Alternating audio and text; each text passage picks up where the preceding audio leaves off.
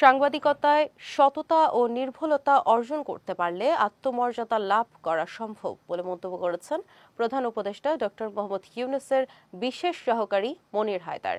দুপুরে মেহেরপুর সদর উপজেলায় বাংলাদেশ প্রেস ইনস্টিটিউট আয়োজিত সাংবাদিকদের 3 দিনের প্রশিক্ষণ কর্মসূচি শেষে সনদ বিতরণী অনুষ্ঠানে প্রধান অতিথির বক্তব্যে তিনি এই মন্তব্য করেন। বলেন, পেশাদারিত্বের মাধ্যমেই একজন সাংবাদিক দ্রুত সার্থকতা অর্জন করতে পারেন, কারণ এ পেশার মাধ্যমে বৃহত্তর জনগোষ্ঠীর উপকারে আসা সম্ভব।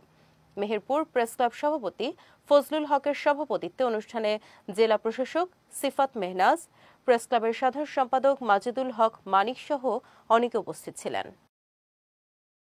জীবনের বড় লক্ষ্য হতে পারে সার্থকতা, মানে জীবনের সার্থকতাটাই আসলে বড় বিষয়, এবং এই সার্থকতা পেতে হলে, সার্থকতা অর্জন করতে হলে একটা ডিগনিটি থাকা লাগে।